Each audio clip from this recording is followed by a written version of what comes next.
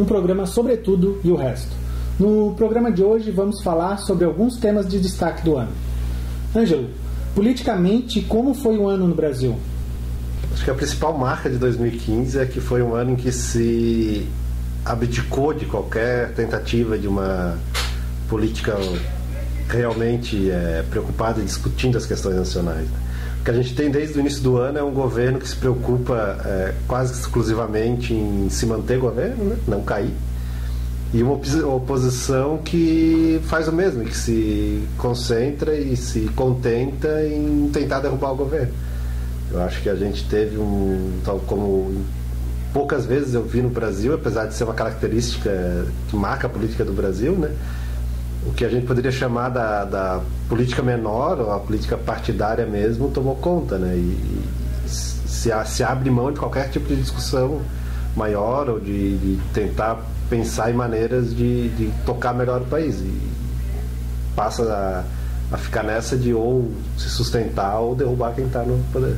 A gente está entrando no último mês do ano, obviamente algumas coisas ainda podem acontecer aí de surpresas, né? A gente tem, por exemplo, a situação do Eduardo Cunha, que parece ser cada dia mais insustentável na presidência da Câmara. Tu analisa que justamente essas situações, principalmente Eduardo Cunha na presidência da Câmara e a questão do impeachment, serão foco do início desse ano que virá? Eu acho que o risco que a gente corre é que se torne natural esse momento que a gente está vivendo, né? Que não se resolvam essas questões. Me parece ser a aposta do Eduardo Cunha, né? Se manter nessa gangorra entre oposição e governo, e como forma dele manter o cargo que ele ocupa. Mas o que me preocupa mais é que se aceite que é normal isso, de abdicar de qualquer discussão maior, de abdicar o governo de governar e a oposição de fazer a oposição e se contentar em fazer só a disputa política partidária, né? Então eu acho que, independente de qual seja a resolução para todas essas questões que de certa forma são uma só, né? O Eduardo Cunha e o impeachment, esse tipo de coisa, que de uma maneira ou de outra se resolva isso para que a gente possa passar para a próxima fase, que é discutir as outras questões que importam para o país. No plano econômico, a gente tem um problema que está intimamente ligado às definições justamente políticas, né? Que parece que não se avança justamente na economia brasileira, mesmo trocando ministro, né? Então o Levi, agora estão querendo que o Henrique Meirelles assuma a Fazenda. Então essas questões políticas ainda acabam interferindo muito nas questões econômicas, né? Como é que tu vislumbra esse final de ano? Há uma chance real de sair assim mais imediatamente dessa crise, ou ainda vão ser passos largos e muito demorados? Tem que resolver algumas coisas que dependem da política, né? E seja, talvez o grande exemplo seja a proposta de novos tributos e tal, CPMF à frente. Mas eu não vejo como se superar a parte econômica da crise sem se resolver antes a parte política. Então a gente cai de novo na mesma questão, né? Eu acho que se paralisou o país, e no momento em que a pior situação é ficar paralisado, porque se tivesse mantido algumas coisas que estava fazendo antes, desoneração e coisas do tipo, pelo menos teria o lado bom dessas medidas, né? Só que se abandonou essas medidas, como realmente tem que se abandonar, só que não se passou para a fase seguinte, que seria solucionar, né? Então eu acho que a gente está fazendo uma das piores coisas que dá para fazer enquanto país, que a gente está se esforçando para continuar parado no momento de crise, não para sair nem para evitar que ela comece. Também no plano econômico, falando já de um cenário mais global, a gente teve a crise na Grécia, né, que é uma crise que prolonga aí por muitos e muitos anos, e que afetou diretamente a economia europeia, né, que entrou em alerta, para onde é que estamos caminhando, né? Essa situação da economia internacional, somada a esses problemas recentes de terrorismo, crise da imigração, dão uma margem de um 2016 também preocupante para a política e para a economia internacional? Eu acho que tanto a questão da Grécia quanto essa imersão terrorismo no final do ano agora, eles apontam para um fenômeno semelhante, que é tu vai ter que resolver as coisas. A Europa, já há algum tempo, pelo menos desde 2008, ela sabe que tem um problema e não resolve, assim. E eu acho que com o terrorismo aconteceu coisa parecida, né? Faz tempo que a gente está, desde 2001 pelo menos, que a gente está com essa preocupação, com esse novo terrorismo, vamos chamar assim, e se abdicou de resolver ele. De um jeito ou de outro a coisa estava mais tranquila, não tinha tido mais nenhum grande ação e tal.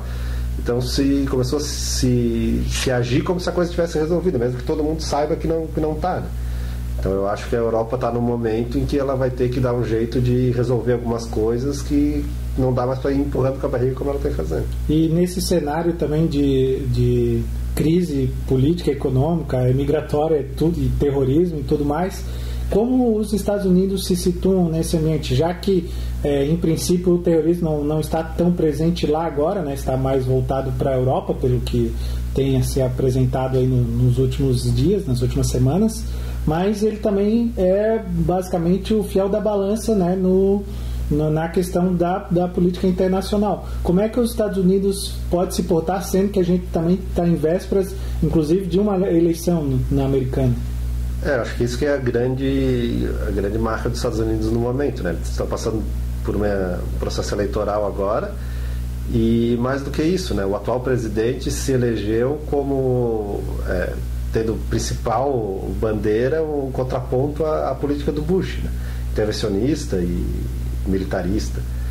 Então eu não vejo muito espaço para que os Estados Unidos tenha qualquer ação nesse sentido, né? Porque seria o Obama negando a principal base daquilo que elegeu ele.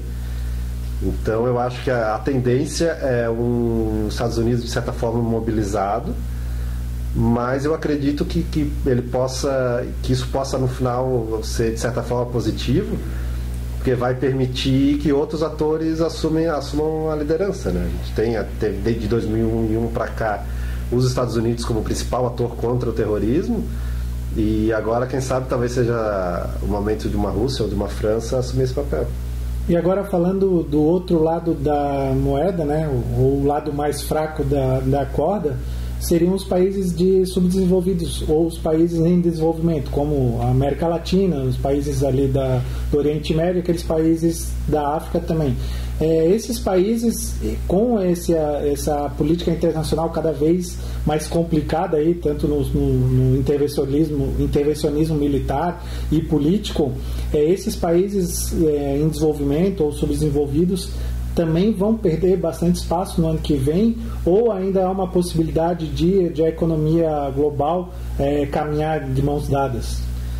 A gente tem, acho que aí dois cenários principais, assim, um na parte econômica, que eu não vejo como recuar no papel que os emergentes têm tomado aí, pelo menos desde 2005, alguma coisa do tipo. Então eu acho que nesse sentido a China e talvez agora ainda mais a Índia vão continuar tendo o papel que tem de puxando, e eu acho que existe um processo de melhora das condições de vida, pelo menos no aspecto econômico, que me parece ser um caminho que vai ser mantido. Agora, no aspecto político, que eu acho que a coisa é um pouco mais nebulosa, porque qualquer tomada de caminho dos países centrais e Europa principalmente em ações mais autoritárias ou que de alguma forma relevem o Estado democrático, ou que apontem nesse sentido, vão repercutir de forma muito negativa nos países periféricos. Porque uma França, ou os Estados Unidos, ou uma Alemanha consegue abrir mão de certas coisas sem botar em risco a democracia, que já está estabilizada e que já não tem como ser derrubada nesse sentido, né? Só que para países com democracias mais frágeis, não, né? Tu pensa, por exemplo, quando se fala que a solução do terrorismo reverter o incentivo que vem se dando desde do que se chamou de Primavera Árabe contra as pessoas os tiranos dos diversos países, né, como aconteceu com uma série de países, é preciso garantir que isso não reflita em fortalecer gente como o Assad ou como outros que tem nos variados países.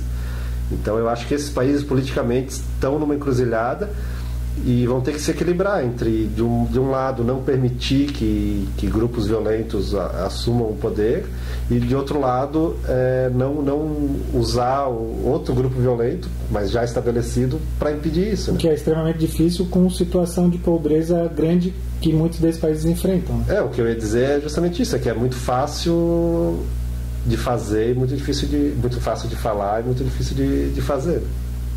E para finalizar, uma das questões que a gente sempre aborda aqui no programa geral é o aspecto da internet, quanto as pessoas participam, principalmente pós esses eventos, terrorismo, a queda das barragens em Mariana, a questão da eleição, né, ou esse fla-flu que a gente sempre fala do PT, PSDB na política brasileira.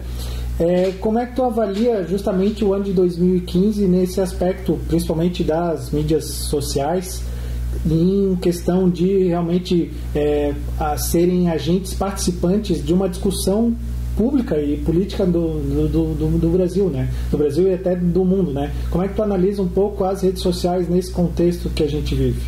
Eu acho que em 2015 ficou claro, ou tem ficado claro, que o que se esperava, o que alguns esperavam da internet não vai acontecer.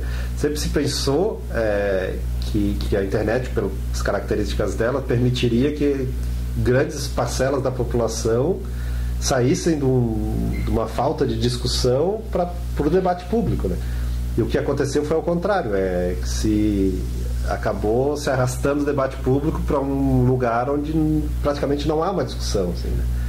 Então eu acho que está claro que a internet ocupa, ou que essa, vamos chamar de grande internet, né, que mais tem gente envolvida, e aqui eu estou falando principalmente de Facebook, ela potencializa alguns discursos ou algumas opiniões ou algumas maneiras de se portar, que eu acho que vai na direção contrária do que se pretende, do que se espera de um país em construção, assim. Então a grande questão é de que maneira vai se resolver isso, né? Ninguém vai vir aqui defender que tenha qualquer tipo de direcionamento ou intervenção no debate na internet. Eu acho que é o tipo de situação que tem que se resolver aí sim, ao contrário das outras questões que a gente está abordando aqui, que é meio a situação que tem que se resolver sozinho, assim. E de certa forma o que acontece na internet também é um reflexo do que acontece na sociedade. Justamente, né? Por isso, né? Porque não se trata de causa, é mais um sintoma, né? Então eu acho que a gente tem que se esforçar para criar um debate político, e aqui eu falando de partidos e das organizações, né? Que aponte que vá na direção do que se espera, né?